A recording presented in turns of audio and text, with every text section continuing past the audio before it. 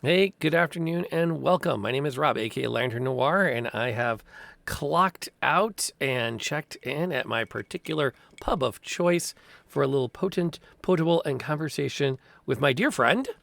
Graybeard Tavern. And we want to immediately thank Dave, DGD, an amazing individual and intellectual, academic, and professor, for not just cheering into the channel, but also subscribing for 10 months over here at Lantern Noir Presents. You are. There's no words to fully summarize the thanks for your ongoing support. Can I give him a guest gong? Give him a guest gong. All right. When people let me and I'm on their channel or on my own channel, I take this maul and I hit this guy in the face. Well timed, too. Lined up with the you. music. In brief, anything interesting and major popping up on your neck of the woods? Woo! Our finale got postponed. We had one of our dear buds could not play with us, so this Thursday is the finale for Monster Noir. Yay. There will be magic portals, three primordial demons, the human sacrifice, dogs and cats living together. It'll be chaos. Are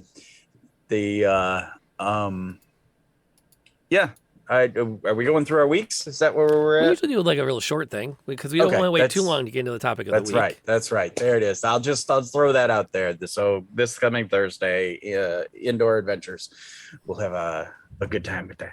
Sounds fun.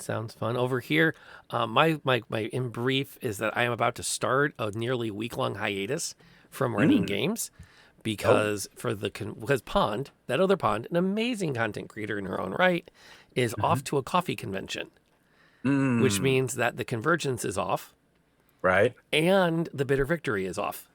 So I don't have another live game until next Sunday.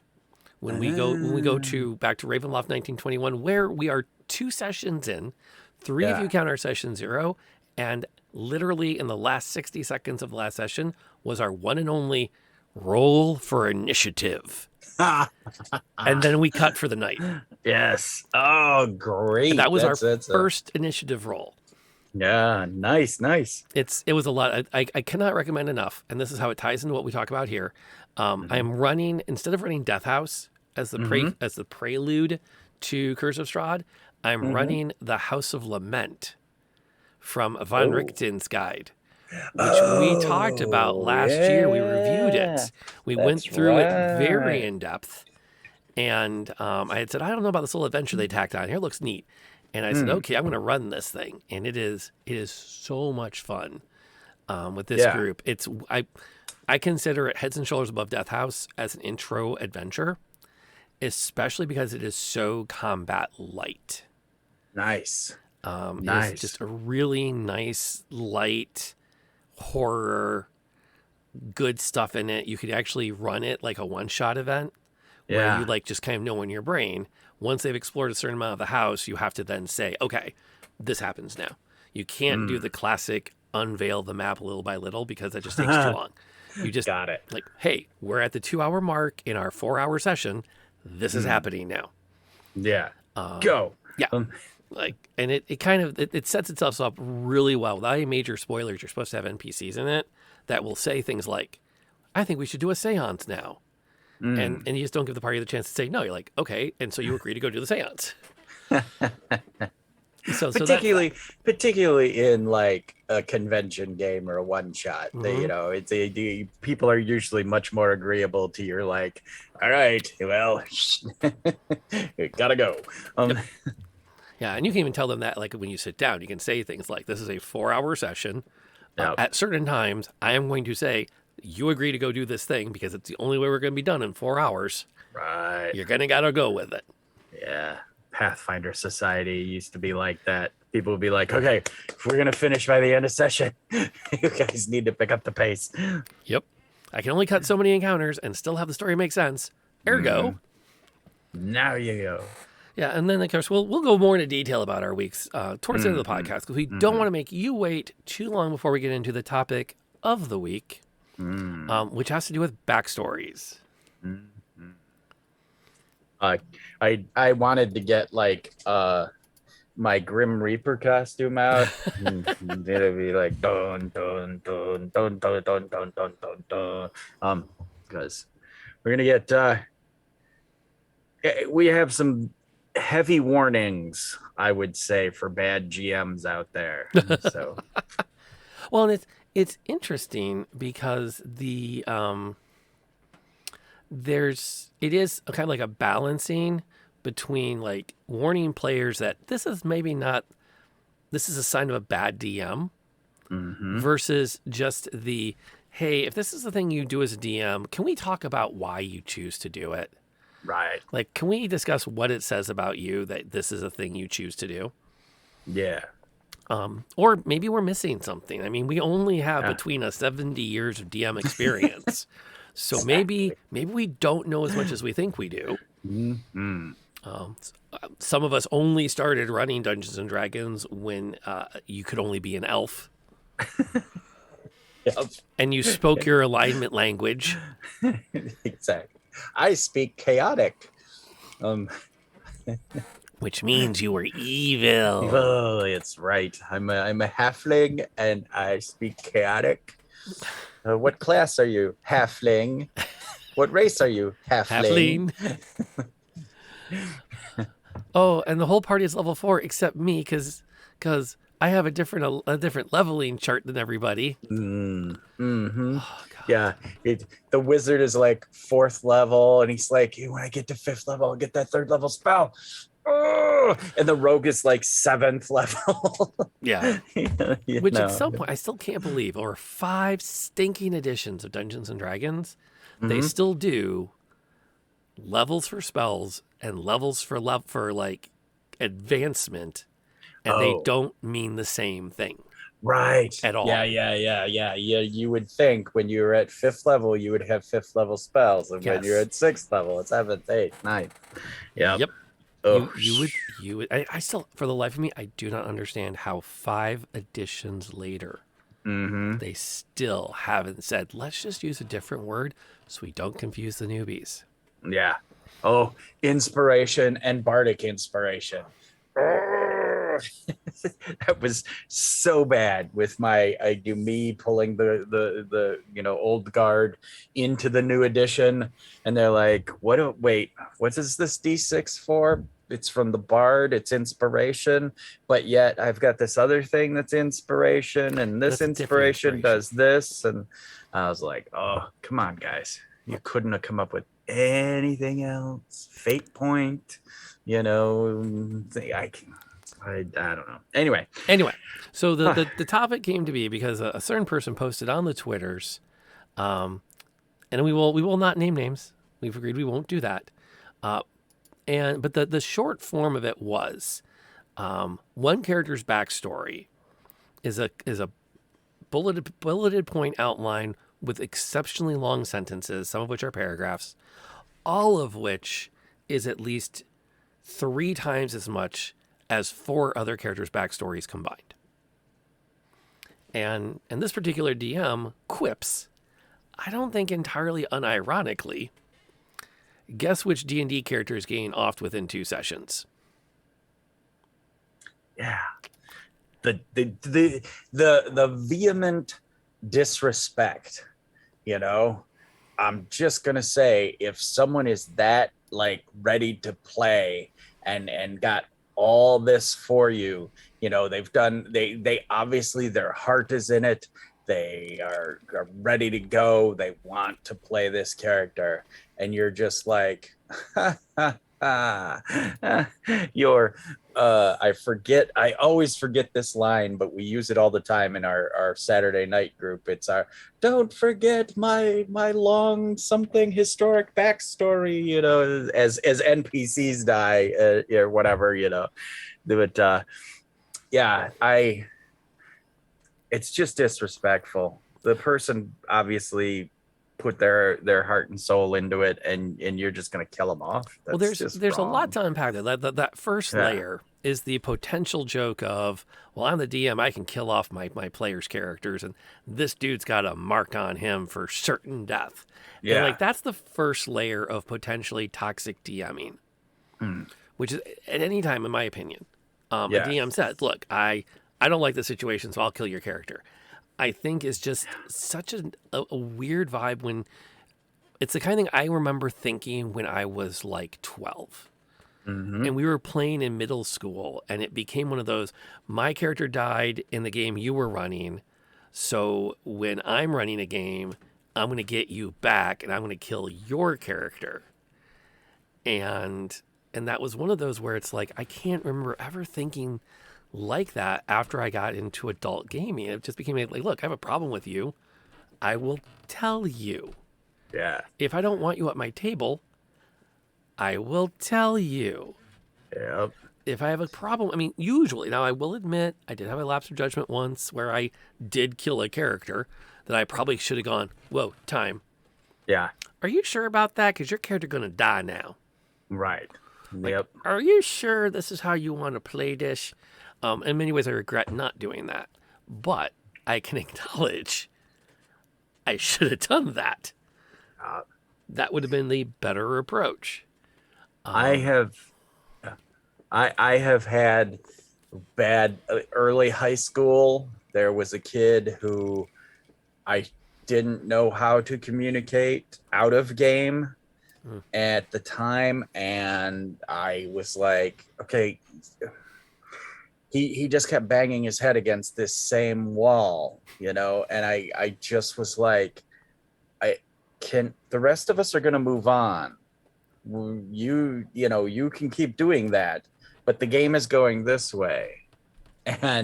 And so I kept going, and he just, every time I came around to him, he was just at the same gnawing that same bone, and eventually it became one of those kid things where I'm like, well, a purple worm could, come up and just chops up and just gulp, swallows you whole, you're done, make a new character. Well, my new character, blah blah blah blah. And it just, I engaged. I was dumb enough and young enough to engage in that silly, oh, my character, and then I'd do this and I'd do that, and I just, oh, Right. that aggressional DMing. I've never wanted to do that. Never ever wanted to play like Well, that. and it doesn't usually do what you think it's going to do. Yeah. It quite often. I mean, again, it's just a sign of not really being all the way there. Arwen, thanks for popping by. We're glad you pulled into the tavern to share a drink with us, and not just to share a drink, but to subscribe for your 9th month with us. We appreciate that. You are a lady among peasants. So we got that covered. Talking about that Mm-hmm. idea of that. I mean, do we have more to say on the I don't like you, so I'll kill your character off? I feel like there's not a lot more to hit on um there. yeah, you, as the DM, you, all of the newer games except for some OSR games all say you should be rooting for the characters. It's their story, it's your story, you're writing this adventure together, you're having this adventure together. You should all be rooting for each other to do the thing. I guess that's just good words that some people do not follow. I mean, there are guys out there who have, 50,000 followers on YouTube giving D&D advice, who will blatantly just say, "It's my table, you're done." And that's okay if it's someone who's breaking the session zero stuff, but it's not okay if somebody's just got a big backstory and would like you to appreciate their character, or maybe use something from their backstory once in a while. um Well, and that gets into the more into the okay. So once we set aside the toxic DMing, let's mm, actually now talk about the issue at hand, if you will, which is a player shows up with an extensive backstory. Mm-hmm. And we will assume, for the sake of argument, that this is a first level campaign. Mm. I think that change. I think if I were to say we're starting off at 10th level Right. and you don't show up with an extensive backstory, we ain't playing that week. I'm like, I'm sorry. Apparently, we need a session 0.5 because you're Right. freaking 10th level. You Yep. didn't just wake up one morning and go, ooh, I'm going to cast Fireball a lot today. Yeah. Something got you there, and it might not hurt to know what that something is because it might come back to bite you. Right, right. We need to come up with rivals, and we need to have nemesis and old villains who when you try to kill a Loxodon, you'd better succeed. And they come back as the villain who fell off the cliff, and you didn't actually see him die in the movie, so hence he's a returning villain from your backstory. Well, and that creates these, like, there are two ways that I can go down at the table if you don't do that. Like, well, start thought over. At 10th level, you're going to have history catching up with you. So there's Yeah. one of two ways this goes down at the table. Way one is the DM goes, oh, it's that rival wizard or sorceress that you crossed many years ago. You recognize her from your days of early adventuring. And everyone either goes, oh, okay, I could roll with it. Or they go, yeah, I guess. And that's the end of it. And you can do it. You can say this adventure is going to be against your old rival who's attempting to do, but it's way better. I mean, it's so much more fun when you can use the first couple of sessions Yeah. to like sprinkle through little hints that you read their backstory. Mhm. And then when you reveal the big bad, is pulled from one of their backstories. Right. You- You don't have to do any of the lore dump. The player will lore dump for you, and if they're good, they'll lore dump in character. So they Yeah. might say things like, "Oh yeah, we were apprentices together. It was really rough. For a long time, we actually did a few adventures together, and she and I we had irreconcilable differences, and so we split up. We didn't split amicably because I took most of the money, and Nice. and they don't say things like, because she got pregnant and I wasn't having any of it, so I left her with the kid and took the money with me.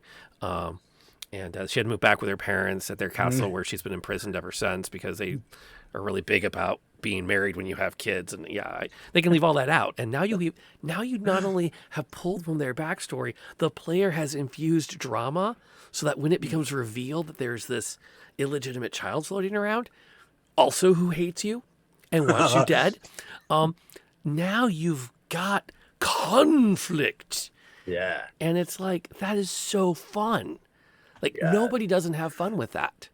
Well, and so a lot of times, if someone does come to the table like that with me, I will say, hey, I've only got X amount of time to prep. Pick 2 or 3 of the things from this that you really want to show up. Like a lot of times I do what some DMs call the Christmas list, the wish list. Mm-hmm. And so I have a little 3x5 card with stuff on it that I hand out a lot of times when I'm starting a long form campaign. And I'm like, okay, and it's got questions like an enemy, a friend, a rival, a location. These are all wish list things that they want to see, show up in the form of like a 2-year campaign. So it may take, a year for me to go gyrocopters and an island, But when it comes up, people, if they even remember their own list, they'll be like, ooh, and be excited about it. To the meme makers out there, Arwin in our chat has proposed a meme with Thor that goes, "This backstory conflict is excellent. Smash another." Exactly. But that's the kind of thing too. That wish list is another great Mm-hmm. tool, especially if a player comes to you and says, "I wrote 40 pages of backstory," and you're like, dude, I work a full-time job. I have three kids. The wife's training for a marathon. I have 5 streams I run. Uh, I can't read 40 pages. I'm excited for you. That's Yes. great. So can you give me the Reader's Digest version? Which, for the kids, there was a magazine that came out called Reader's Digest. It would take exceedingly long articles, and it would or even novels, and condense them down to 3 or 4 pages at a sitting that you could read literally while you were in the bathroom.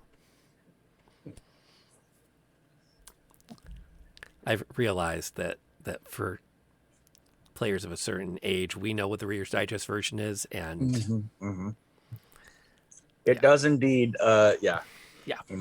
My brother worked at a store, and he said, "Oh, you could just fax it." It's meaning, to be a joke. And the person he was working with is like, "What's a fax?" You strap it to the back of a So, box. mm-hmm, Isn't that how that works? mm-hmm.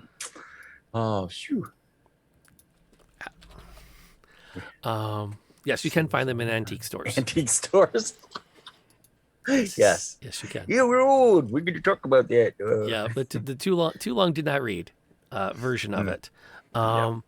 But that's not a terrible thing. There's also one which we'll get to later about the web, which I think is totally worth talking about as well. Now, I will say I read through a lot of the dialogue about this discrepancy with backstory length. And if we stick with the caveat that this is a first level campaign, I do share a yellow flag interpretation. And the yellow flag, there were a couple of versions of it, but one of them was a player who shows up with an extensive backstory might be bringing a particular, like their character is like super developed already. Right. And they're not interested in development at the table. They're interested in affirmation of their existing character, which I have played with a few people that were like, this is my character. I've always played this character. Nothing new can happen to this character. It's a challenge that adaptation writers bump into. A friend of mine has a Star Trek Voyager novel published. Yeah. And a big part of what happened when he was writing it was they basically said, you have to use all of the cast. None of them can change. Oh. So basically, none of them can grow as characters. Right. Because they're not yours. We develop them on the show, so you can do whatever you want with them in your novel, but they have to be in the same state at the end of your novel as they started it. So if you're looking for character development, that's where you can introduce, because it's a novel, you have more time, introduce minor characters. Right. Who can grow and mature with time. And in some ways, I feel like a character with its overly developed on its backstory might come with a player that's like, no, I'm not looking to develop this character at all. Yeah. They are still going to hate elves. They are still going to be highly attached to dwarves. They are never going to use a weapon besides a great axe. These are just locked in facts from their backstory. Nothing you do at the table will change that. Yeah. And that can be a little, I think too that buys into they're coming to the table with a certain set of expectations. Instead of writing a new story with everyone who's at the table, they've got it laid out, and these are my expectations. Like now you need to run the story I've written. And that's where I would say, okay, hey, I will put in as much as I can. Pick out your top 3. We've only got 12 sessions, and we've got 4 players. You're each going to get 3 bumps, and so, yeah, that's session 0 expectation setting, I think, really kind of falls in there. But again, if I would never want anyone to feel that they can't develop a character outside of whatever's going on. My favorite example is when I first played, it was LB and Indoor. I think it was their first streamed game. I played with them with Sir Lucian on Sir Lucian Gaming. And I would wake up in the morning and they would be like, 50 Discord chats from between LB and Indoor talking about their characters, that, oh, my character, this and that, blah, blah, blah. And then all that's great. Bring it to the table and show us, show us all this cool stuff. So that's one of the things I love about a character is leaving some spaces or walking into it without any expectations or a deep, rich backstory. So that you can create it as you go, and you can fit the story in then too, where you can be like, ooh, hey, DM, is it okay if this guy is the guy who killed my uncle? And the DM's like, that's awesome. Let's do that, So, yeah. Yeah. Well, that, it fits really neatly too to another anecdote, somewhat tangentially related to that, which was for Firefly. Fox really wanted Wash and Zoe to not be a couple. They wanted to use like the first season or two to have them develop a relationship and fall in love and get married and play that all out. But I also think, and much to Joss Whedon's credit as a writer, he gave us a couple that spent a lot of time in Discord building a relationship and then came to the table with it and still had character development. Right. Like they still had really good exchanges. They still had moments where Wash could say to Kaylee, were I unwed, I would take you in a manly fashion. Because I'm pretty, because you're pretty. And Zoe's like, yeah, but he won't. It's like, and it worked. And it said so much about the characters. They showed us so much about the characters with that exchange. Yeah. Because it, that's the writing level. And so you can do it. You can have a really good extensive backstory and still grow the character. That's why I don't call it a red. I call it a yellow flag, like a quick touch base with you. Are you sure there's enough wiggle room in here for the table to have some fun? Yep. And this isn't just like, there's some things here we can play with. Yeah. Just again, the expectation, you've written in here that you have this nemesis or whatever. I'm not running that. It's a sandbox game, and I'm really, I'll try to write in that, sure, the guy killed your uncle ends up in the story somewhere. I will try to put that in there, but I might have something else going on, Yeah.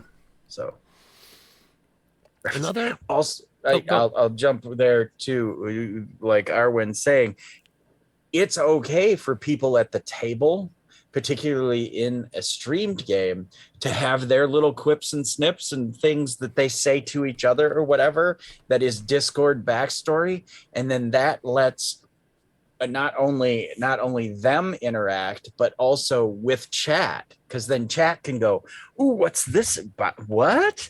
Who's that? What's that look for? And in chat, and then the players can then bring up that little bit of lore or whatever. Those are my Easter eggs that are full of chocolates. Of course, then the producer in me goes, "What a great way to get people to check out your Patreon." We'd love to tell you more about that, but we got to call it a night. But we guarantee we'll be talking about that in our after show. Available to Patreons at patreon.com/LanternNoir. Yep. We do that every session over at Indoor Adventure. Same kind of thing. Yep. Nights in the courtyard. Ask us those crazy questions. What I like about that too is the sometimes there are just crazy questions like, okay, if your character was alive in this world, what kind of music would they listen to? Those are great. I love those as a player. I love those kind of questions because, then all of a sudden, if I already haven't made it for the character, I'm making a Spotify list. What does Kronk Gorblast listen to? When he's weightlifting. So we've got Dave from Artillery here. What can we play for you, Dave?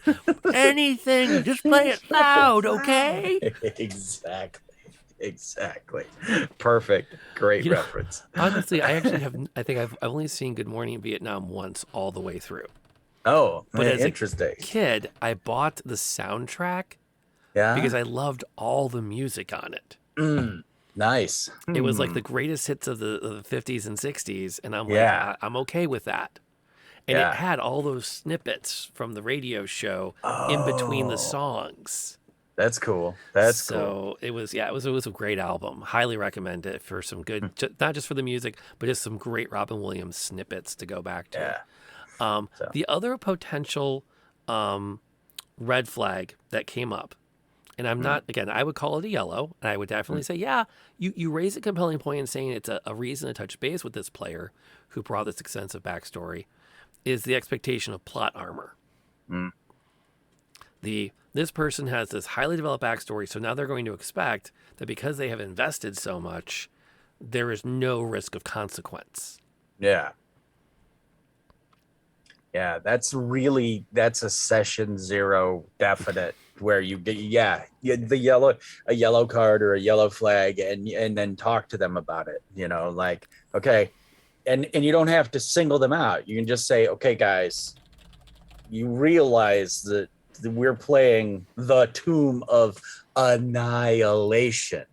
There's annihilation, death. There, this is you're not. It's not. It's not critical role, and everyone will live. This isn't a book. This Yeah. is a game, and it's so.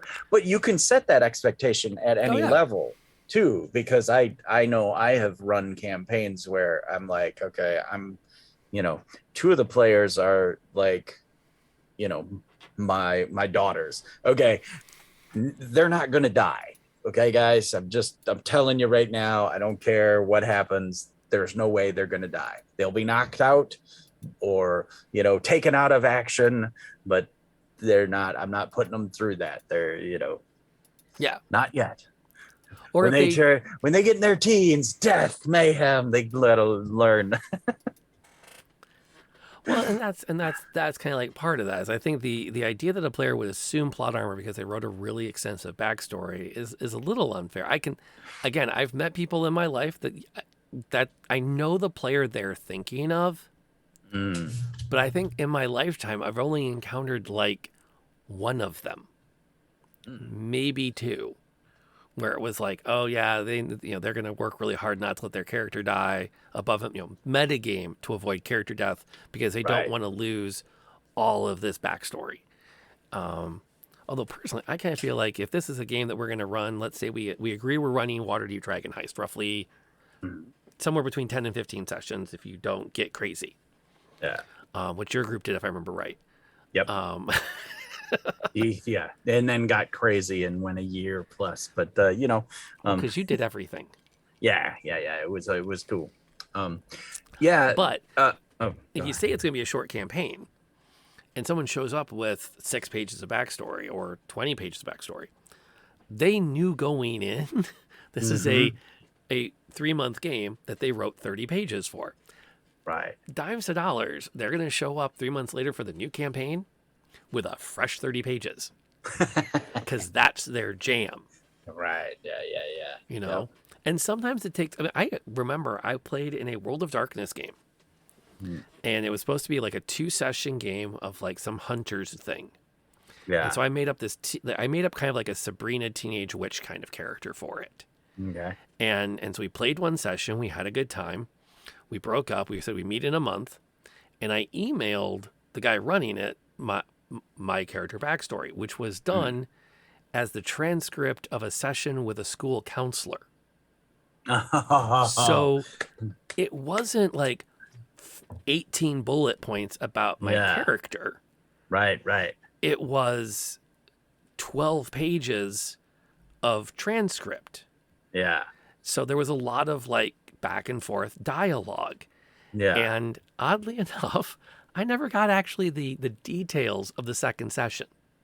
Oh. I don't know if it didn't happen.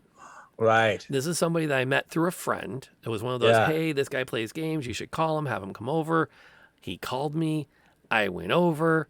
and then he just never responded. Oh I got a man. note saying, "Yeah, thanks for this. I'll check it out." And that was the last email I ever got from him. And Which never got back at that no, table. never heard Huh. another word from them. Wow. And um, They might have been one of those DMs. yeah, like I don't know if I freaked him out Right. or if he went, um, "Hey, I don't have the time to run this after all," or Right. maybe I could flatter myself to think, Hmm. "Oh, uh, Rob wrote this really awesome backstory, and nobody else seems very invested. Maybe we just won't do this." Mm. But then just never got around to telling me that Right. because we weren't close. Right. So Right. like, there's a lot of interpretations here. I'm going to I'm going to assume he just read the backstory and went, okay, this guy's nuts. We don't need anyone with that kind of insight into teenagers. It'd be like me showing up at someone's table and be like, "I'm ready. Let's do this." And they're like, who invited this guy?" We should get to. So Augie raised a great question in the chat, which is how much backstory do we expect for a level 1 character? I'll let you go So, first with this. all right. So, uh, when I'm starting a campaign, and you do your pitch, your elevator pitch for whatever the story's going to be, that's a good indicator right there, Mhm. either to say something along the lines of "you've been friends for whatever," or "we're starting at first level." If somebody says we're starting at first level, there are really good leads. What do they call them? Prompts. Mhm. Prompts out there. There's even D&D videos. People will tell you there's like 5 or 6 questions you're going to want to ask. And if you can answer those 5 or 6 questions about your character, boom, you are set. They're things like, who are their parents? You know, what's their fear? What's their goal in life? What, and because that's all stuff that people have and can change. If your goal is, because I remember we started as a 0 level party one time, and I remember my guy was a woodcutter, and his goal in life was to own some gloves, because he's a woodcutter and he's never owned gloves, and adventurers always wear gloves. And so that was his whole goal, was to get like 5 gold pieces together to get gloves. It was, yeah. And like I said, then that gives you plenty of room, particularly in those early levels, to expand and change as stuff changes, because that's how people work, you know. Well, in a lot So of ways, 5th edition D&D has taken a lot of the heavy lifting out of this because mm, everybody picks a background. You are expected yes. to take a background during character creation. It says it's an option, but a lot of it is like kind of just expected. Mm-hmm. And so that does provide room to kind of say, okay, well, you picked the soldier background. Tell me 3 things that are unique to your character that separates them from everybody else in the game who has a soldier background. Boom. Right. 3 quick bullet points. Yep. And you can hit them and have them. I will also add, I think, a trick, and then we'll get to Arwen's question because I think it's a brilliant one, Okay. which is the idea that the best backstories happen at the table as part of your Mhm. session 0. So Right. for mine, I've always gone to my Kids on Bikes, published by Renegade Games, book, which has the questions where you don't just answer questions about your character while talking to everybody else. You answer questions about the other characters. So you Mm-hmm. literally get to assign things to the other characters, and Right. of course they have veto power, but Yep. the goal is to like have other people think about what would be neat for how these people came together. Right. What are the rumors around that other person that your character has heard that Yeah. might be true, they might not be, they might be trying to get past the rumors, but it's those little sparks that are supposed to get you out of the gate thinking, Yeah. and get you building on. And that's where too your elevator pitch can start off those conversations. Mm-hmm. You're all new employees here at Ryko Tech. You're an adventuring party that has been together for, you know 20 years or 4 days, or you're all trapped by the elves or the dark elves in, Princes of the Apocalypse or whatever. You start Right. as prisoners, you know and yeah, session 0 is a really good time to kind of kibitz and get that all out in the open too. So yeah. Our live documents with DM approval. Yep. Things Mm, that we can adjust and we can add to. The other one that I've seen, I want to start doing it. Pond was talking about it for her games, mm, is the NPC web. mm. I don't know if you've seen this, but it came down. Someone had it on TikTok and it got tons of likes. Yeah. The DM draws a circle for every character. They put their names in them. Then each Mm, player gives 3 NPCs about their character, yeah. and you put them around the characters, and then everybody else has to draw at least one line from one of their NPCs to somebody else's NPC Yeah. or to their character, Right. to Right. create this web of like, yeah, I have this one. I have a twin sister that never took to adventuring. She went a different direction with her life. I don't see much of her. I don't really know what's happened to her, but we've never really talked. She's just, I know she's out there somewhere, and somebody else can Yeah. say, oh yeah, she was my apprentice briefly, Right. and now Right. we have that connection. Yeah. And that, again, that's back to that things you do as a group to get around the worst thing that can happen in session 3, Mm. which is the paladin looks at the rogue and goes, Mm. what the hell am I doing hanging Hmm. around with you? Right. Right. Because it's usually around session 3 is when the paladin has had it up to here Hmm. and is like, that's it, I'm murdering the rogue now. Yeah. So Dungeon World was one of the first games to use those connections, and in character creation, that's one of the things you do is there's at least 3 characters at the table that you have some kind of pre-written connection with. It'll say something like, you and blank pulled off a heist together. What was the heist? Or ask them what the heist was, so that you could be like, okay, me and you were in a heist. What's that about? And the paladin's like, yes, I was in a heist. We needed to get the chalice back for the priestess of my church, and hence the paladin has a reason to like the rogue and be like, I respect your skills, don't be a jerk. Yep. Arwen has said that one amazing character RP moments happen because she asked the DM in private, okay, but what if 20 years ago? And those are moments, because I know for me, I would almost never say no to that. Right. Like, absolutely, yes, let's do that. Mm. And I'm also not, I don't know if this is a thing about age, if it's a thing about fatigue. Mm. I don't want to do that work. If the players can do the work of creating the connections to the NPCs or even defining some of them for me, Mm-hmm. sweet. Yep. The thing with Sam's character in the Convergence. Oh, I have a brother. I'm going to give him the Convergence shard, and we're going to go off and do other stuff. And I'm like, okay, so now I can kidnap your brother and create a whole new subplot of trying to rescue him to get the Convergence shard back. And you did that for me. Go ahead. Or you can even kibitz with the DM, like, okay, we've Waterdeep Dragon Heist, for instance.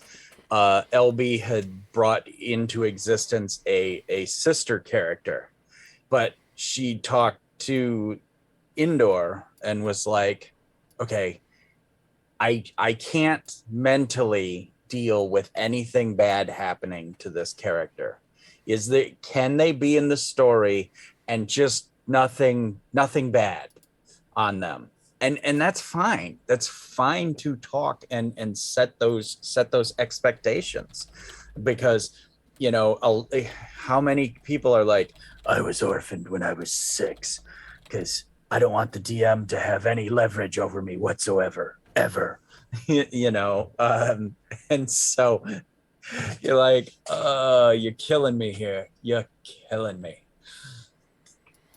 Yeah. Did Arwen have a question that She we did. didn't We've answer? been kind of pushing it off a little bit, but we're All getting to a right. good spot. We can address it, which is, Okay. can the players railroad the DM via backstory?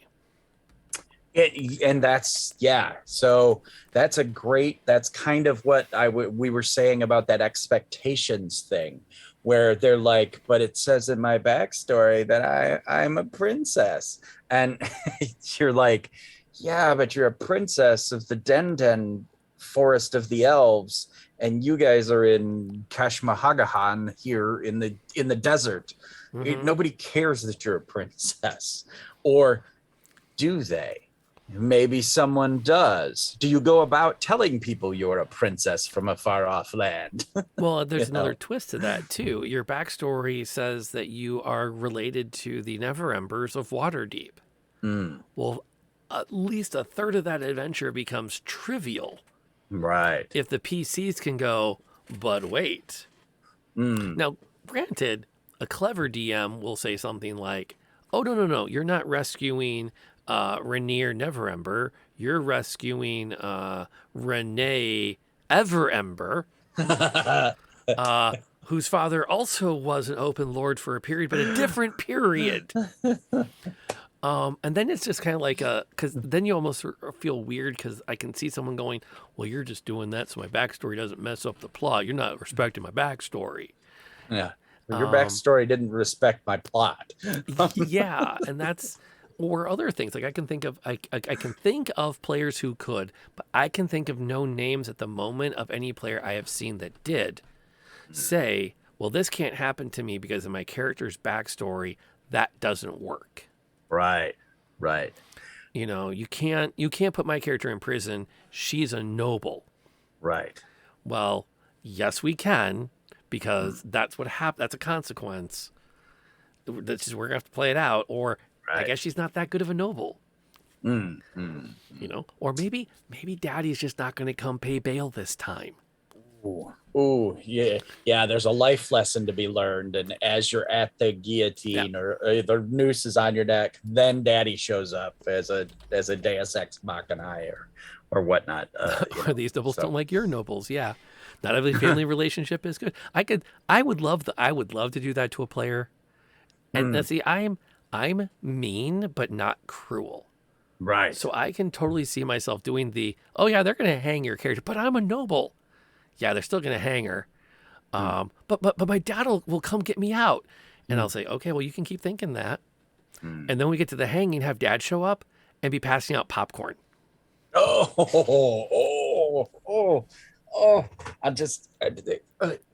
oh, right in the like, heart. and Oh. I would always have some other plan in the back of my brain as to what the Mhm. the like surprise you're not gonna die moment might be, especially if the players can't come up with one on their own. But just for the fun of going, you spot him across the crowd. He's arriving. You recognize the wagons. You recognize the city. He comes down. His footmen are there. You build it all up to have him go, yes, yes, would someone fetch me some roasted nuts, please? This proves or like it might be quite entertaining. he has several servants behind him with baskets of rotten tomatoes to hand to the crowd. And at the last moment, the Judeans People's Front shows up and, cuts the rope and you're saved. So, An Amber player inner house or even intra-house warfare is par for the course. Amber is like, yeah, that Amber is designed to be a storytelling mm, game where that's exactly what you're doing. yeah. You were never my favorite child, anyways. Ouch. No, if you're gonna twist that knife, you're like, I just want you to know that your mother and I had a long conversation. You're not mine. Oh, oh, oh, oh, all pain. If I'm not careful, I'm gonna have like no one is ever gonna want to play anyone with a noble background Yeah, at yeah, my table again. exactly. That's so funny. That um yeah, I thought the background mechanic was one of the most innovative things in fifth edition. I think too that I immediately started asking DMs if I could create my own, because they have a create your own kind of Mm-hmm. thing. And so, I made backgrounds like Gravedigger, Street Sweeper, trying to think of some of the other ones, like a marine biologist, fisherman. I've made some crazy backgrounds in my day, and I absolutely love to monkey with those things, because you're like, okay, you get two skills, you get a language or a tool set, and just mishmash these things together out of all the options, because Mm-hmm. that's what you want to do sometimes. I don't want to spend too much on it down that road, but I do have to share it anecdotally. I was running it was a 2 episode one shot. It was meant to be a true one shot. It turned into like a mini campaign. Um, and it was a pirate game. And the whole plot was they were going to take this girl who was running for her life and get her on a ship and get her out of town. Yeah. So I had all these encounters planned, because what they were going to do is they were going to get her in the bar. They were going to have to get her across town safely. So I had like 3 interrupty events planned, and maybe 2 out of 3 I was going to use based on their plan to get her across town. And one of my players, as we're getting, they're talking, okay, we're going to help her. We're going to get her out of here. He goes, I've noticed on my character sheet, I grew up a street urchin. I went, yeah, because you were crazy. You didn't live in a house. This was the sea touched, was the archetype for the character. Yeah. The one on the ship that always seems a little too close to the water, as it were. Right. Always is the one who sees the mermaid. Mm. And I said, yeah, that's part of the back. He goes, well, according to this, I can find my way through a town, avoiding anything I don't need to avoid. I want to avoid because that's part of my backstory. And I went, okay, so there go those encounters. Mm-hmm. Yeah, that's oh, you're lost. No, I'm not lost. I'm the Outlander. I have the Minotaur ability. I have never lost in the labyrinth. And you're just like, oh, Crap. okay, yep, okay, cool. You are not lost in the labyrinth. So, yeah. Whew. Arwen has also shared, and I have to read this into the podcast, recently played a one-shot with her brothers, and she were all triplets. There were 2 gnomes and a Goliath. If anyone questioned it, we took offense and kicked their butts. Yes, as you should have. There you go. But it's on the topic of the railroading, I think it's the kind of thing that you can do if you're not careful, and it can be kind of a combination of really wanting to invest and at the same time kind of like controlling the game as the player. I've written this backstory where I'm on this mission to recover this item, and I have all these people on me, and I will never do anything but follow my mission. And then you create this challenge where, like, say, I tell everyone I'm going to run Waterdeep Dragon Heist, and you show up with this Waterdeevian noble that is on a mission to reclaim the family honor by robbing another noble house. It's cool, but are you still going to be kosher with the whole campaign we're running, or is this going to be a non-stop, well, my character's going to sneak off to go work on blah, blah, blah, blah, blah, blah. I'm like, that's not what the game is. Right. You didn't want to play a game. You wanted to write a novel. Or you did, and this was your way of making sure that we played the game you wanted to play. Right. You know, Yeah. The worst case scenario is player comes to DM and says, I want to play a game where I'm trying to restore my family's honor. And I say, as DM, that sounds awesome. I don't have time to plan it. I'm running the book adventure, The Dragon Queen's Hoard. Yeah. And then you show up and go, but I want to go, like, my backstory compels me to. Right. Well, I mean, come on. It's a social convention. You're supposed to, do the module the DM wrote. Right. Yeah. Or play the game you've come to play. You don't show up for tennis with water skis. Or you do and you lose. If you do, I want to see that on TikTok. Yeah, there it is. Because that's going to be funny. The TikTok challenge. Tennis in water skis. Ian, I thought you meant like swinging the water skis. Oh, no, like wearing them. Oh no, I want to see you swing them. I think that could be really funny. Yeah. Tennis ball out of the park. That's funny. Yeah, or again, to the point raised here in chat, there's a difference between knowing where you are and getting to where you want to go. And there's so much of that in that backstory element where you're trying to find that sweet spot, which I think, for me, my backstory says the power of the module compels thee. But that gets into, so a buddy of mine, Joseph Wolf, who is a professional writer, he works for Reaper Games, put a hot take in our Facebook group, which I will invite you to if you're on the Facebook, because you qualify, because it's for Michigan. That there's a social convention that you come, if you sit at the table and say, I know you prepared an adventure, Mr. DM, but all of us are choosing not to follow it. That you have broken a social contract. Yeah. So he says, you all meet in a bar. A man walks in with a tall cap that bends at the end. You can see whiskers, long and white, poking out the bottom. He turns to the barkeep and says, I'm looking to hire a band of adventurers for a very particular mission. The bartender points in your direction. The man creeps over to you, lean heavily on his staff. I have a mission for a band of adventurous, courageous souls, one for which the fate of the universe could turn. Do I have your attention?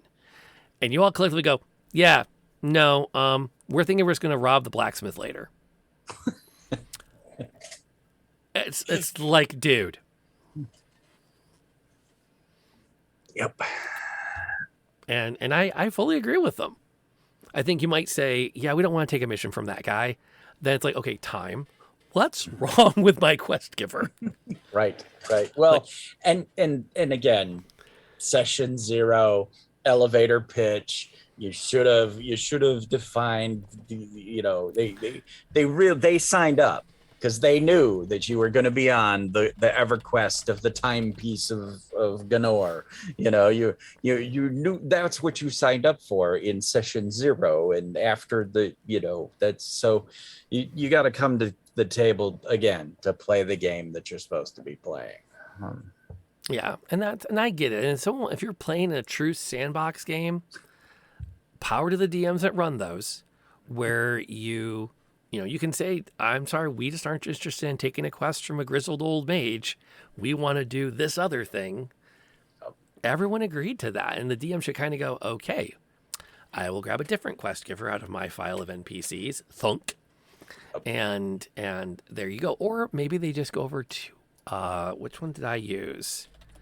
I had a couple of NPC generators I found. Yeah. Well, there's npcgenerator.com. Yes. Don John has good generators too. Yes. There's a great fantasy name generator that I extensively use because it organizes names by nationality/culture. So I can make a point of trying to flavor my NPCs from around the world. Right. Yeah. I'm not always taking Anglo-Saxon names for all of them. Right. Yep. But npcgenerator.com itself provides plot hooks. Oh, nice. So you get a name, a description, traits, ability scores, which I usually ignore, or sexual orientation and marital status, and then a plot hook. So things like needs to deliver a tamed lycanthrope to a zoo. Is organizing a rock throwing competition, and there will be a prize. Needs the party to deliver a precious light hammer to the local traders guild. There's all kinds of little just here's the thing.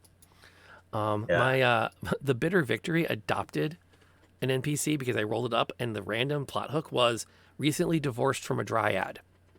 Oh, or no, had been in a relationship with a dryad, but his marital status was divorced. Right. And I'm like, put those together. Right. And this poor guy, whose name unfortunately was Leaf.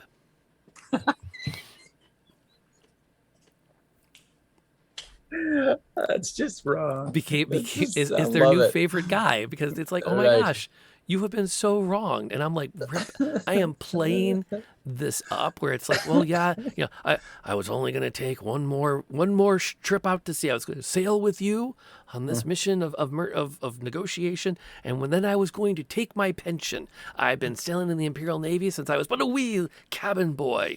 And she Nice. said she'd be true to me. But the night we were due to set sail, I found she had shacked up with my former bunkmate who had taken his retirement already. The last thing I did before I walked aboard the ship was to hand the papers over to him to relay to her. And they're like, oh my gosh, we love him. It's the only straight male in that game they've encompassed that they're all like, we like this guy. Nice. Oh, shoo. Mm-hmm. Yep. But there's a bunch of them out there. So, like, there's never an excuse not to find another good quest giver. Yeah. And I, I run mostly sandboxes, and so I,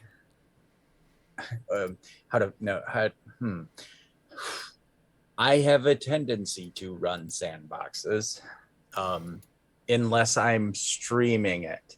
I don't think I would ever run a streamed sandbox. It needs to be paced and linear and stuff.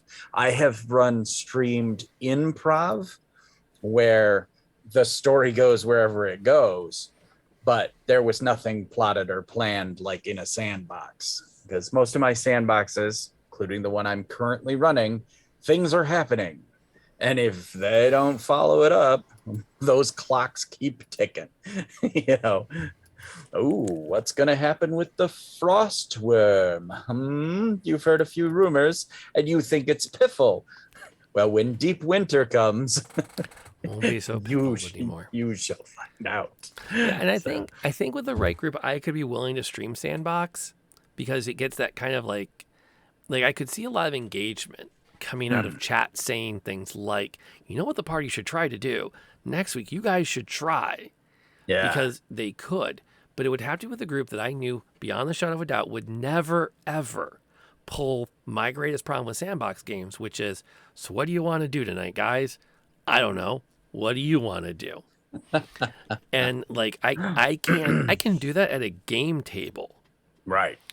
Like, okay, well, I'm going to go have some pizza in the kitchen. Y'all figure out which of the things you want to follow. But you can't have 30 minutes of dead air. Right. And that's exactly it. That is so exactly it. And that's why, it's great in a home game, or where you can, take the time between sessions to go, hey guys, on the Discord, where are you going next time? So I can have something prepped, so I have an idea, and I'm going to hold you to this. So when we start up on Wednesday night, then the stream gets going, someone has to say, to the Tower of Thugnor, and then they lump off that way. So. Yep. Absolutely. So there we have. So that's where we are with backstories. There's a lot to be said about them. Good, bad. I'm a big believer of the more you bring me, the more likely I am, unfortunately, to say, I can't read it all. Can you condense it? But I don't think I would ever dream of dissing someone who put the time in to write something. In a way that you're going to kill them in 2 sessions. I'm still not even sure. I mean, I'm hoping that was tongue in cheek. Yeah. Because I mean, you killed that creativity. You were being spiteful to destroy their creation. I am snuffing out that creation. That's just wow. Well, coupled with there are easier conflict resolution tools to adults. Yes. The classic, hey man, I have a concern. Yes. Text, can we please talk? What our characters are planning to do, can prepare exactly. It's way much better. When the GM is a part of the preparation, it is always better. Yep. Because they can then work the world. They can be prepared to have the world react to you. Yep. And I'm very grateful. My Bitter Victory group had a long conversation on Zoom after I had left one time. And they made these plans, and they hinted at the plans in the Discord. And I'm very grateful I could turn to one of the players who's also a dungeon master and say, tell it to me straight. How much do I need to have them tell me what the plan is? Right, right, right, right. And she could say, "Don't worry, it's not going to mess with the story at all. They're just having fun," as Yeah. opposed to, "Okay, here's what they're planning, so you can plan how to react." Yeah, and players should definitely feel free to expand their story and write fanfic and everything else that's off screen, or Hmm. away from the table, Oh yeah, either or. we used to offer bonus XP, which I wouldn't now that I've moved to full milestones. I would say Mm, you start the game with inspiration if right. you did a character journal between sessions. Yes. And my buddy Jeff, he always wrote one, and they were Yeah. always brilliant. And we always got them the day before we would meet to play. He'd Nice. email them to everybody, which Yeah. also doubled as a recap. Right. Right. Right. Which is just phenomenal. Yeah, it Phenomenal. really was. It was just really well done and really brilliant and a lot of fun. It's fun to look. I found them going through some old binders when I Mm. found like our notes for the campaign, and it was neat to just sit and take 20 minutes to reread them and go, God, the game was so much fun. Oh yeah. And they fought a dragon hatchling and almost wiped the party. And it was one of those where, like, I remember the session ended and Jeff's like, I have fought a lot of dragons in Dungeons and Dragons. This Mm. was the most terrified I've ever been for my character. And I'm like, good, sweet. So we did a good combat encounter. He's like, yeah, that was awesome. And it was a lot of fun. We've got 2 weeks till our next sit down. So what All have you right. got on tap, my friend? The finale of and I'm just gonna real quick, everything you guys are saying over there in chat, it's It's great gorgeous stuff. stuff. So I've got the finale for Monster Noir.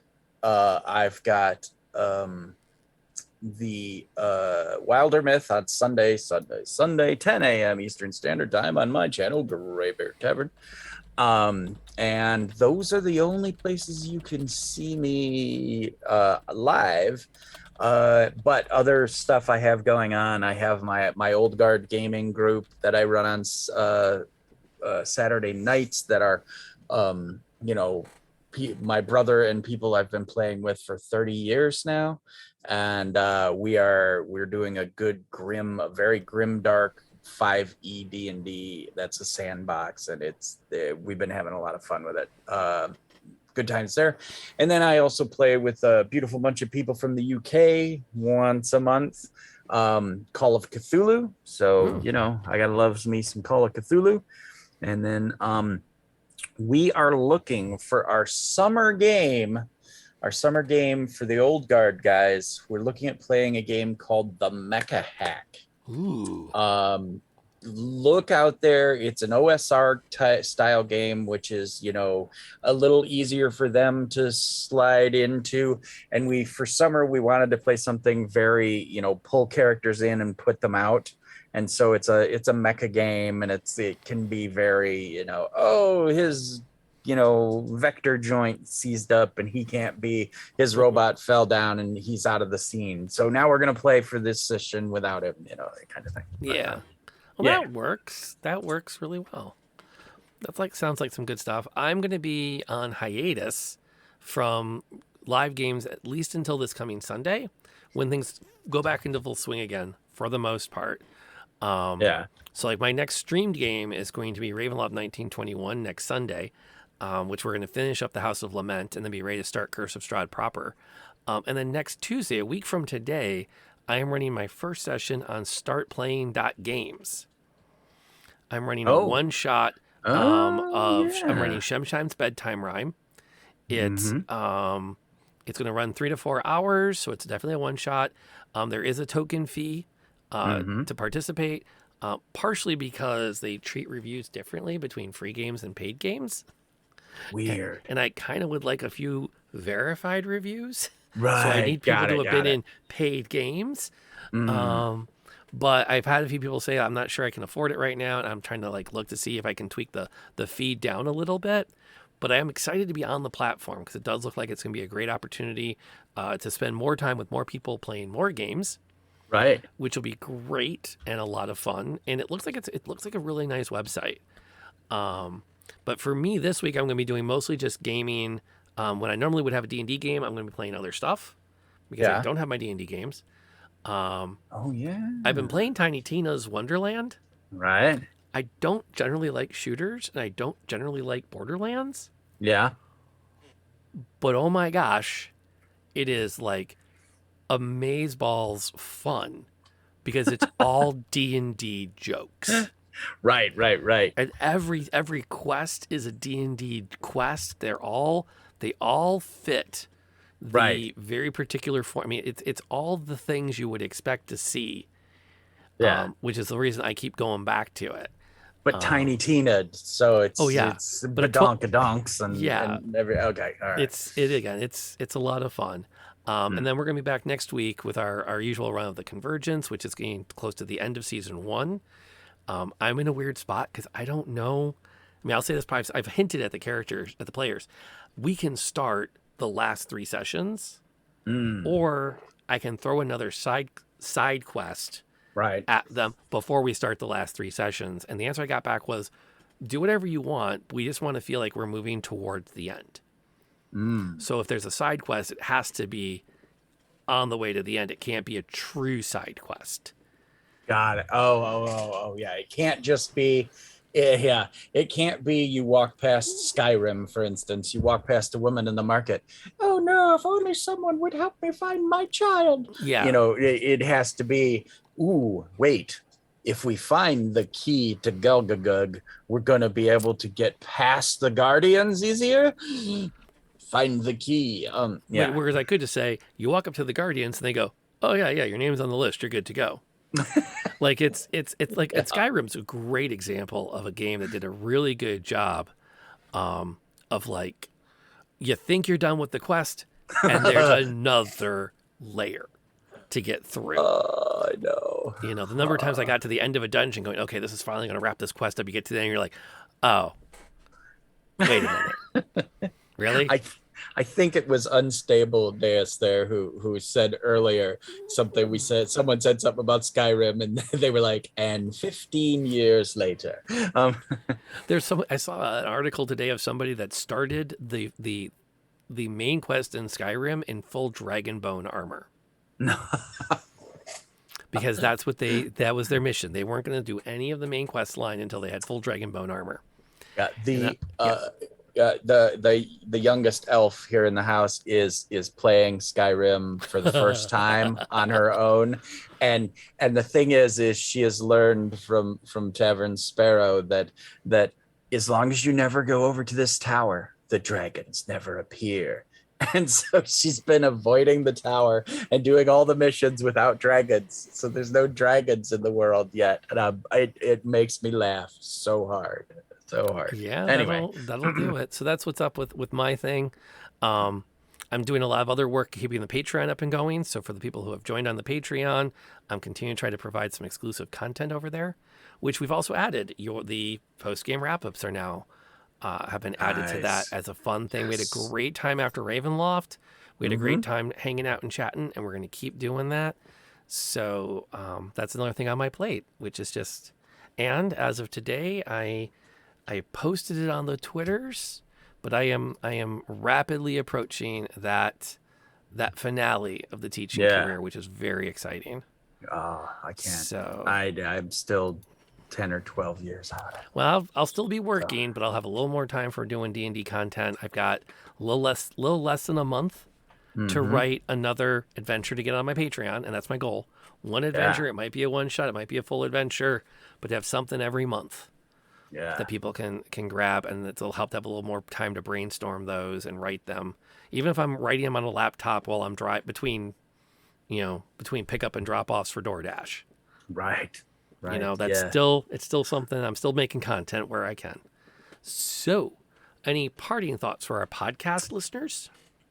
Oh goodness, I should have had something. I think I've said it all already, but yeah, come to the table with as much as you want, but come with muted expectations. Kibitz, put in for yourself, but don't have over expectations. That would be my backstory advice. And there you go. Thank you for listening. Thank you for downloading. If you haven't already, we strongly encourage you, we practically beg you to consider popping over to that platform of choice where you're downloading us from. Leave a review. It'll help other people find the podcast.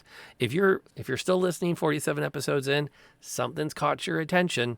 So please help other people find this amazing stream. Hey, break the algorithm. Comment.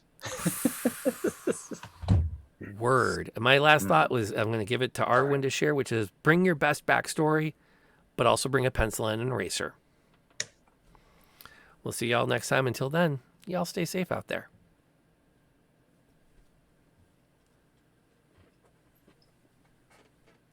Okay, so if you're here on Twitch, we're going to raid out to somebody because sharing is caring. Just to thank you for recommending Baker Street, useful as a structure, recommended to others. Yes, yeah. Baker Street, the RPG, is bar none the best mystery mechanics I have ever seen in an RPG, the way they handle it. And again, just a very, very short version of that is it's a lot of, here are clues, roll your dice, ask me questions about the clues based on the dice outcomes. So there's still a dice element, but it's not DM give me a hint. And I so dig that. Yeah. It is. It's really good. And by the way, Arwen, to answer your question from a little bit earlier, you don't have to have played at a table on Start Playing to leave a review, because I already have a bunch of reviews from people that have left them, but they're all non-verified reviews. You have to have played at a game I've run that you paid for to leave a review that gets a little blue check mark that says that you're not just a friend of mine who left a review. You're an actual paying member of the website. But like I've said before, I think I'm going to reprice that first game of Shemsheim because I have a lot of friends that are hoping to play in it. And in that case, if it's all friends of mine, you already do so much for me. I don't want to double dip. Yeah. But I do want the blue check mark. Yeah. That's the catch, because it'll help other people go, this dude's cool. We should hire him. Right. So for our raid today, we're going to raid out to Kraken. We haven't raided into him in a while. He is a hoot and a half. He is playing through Assassin's Creed Valhalla still. And he is a lot of fun. You are going to have a blast when you get there. Me and Gray are going to do our usual wrap-up end of stream chat. So we might be delayed. Mrs. Noir is cooking dinner. I don't know what Tavern Sparrow's up to, but my glass nearly runneth empty. That's a sign I need to get headed home. So last thought thing on that, it's a pay per game. So every DM charges a different amount. So thank you all for coming, though. Have a good time. Say hey to Kraken for us. We'll be back in 2 weeks for another round of D&D talk. We'll find something fun. Until then, wherever you are, stay safe.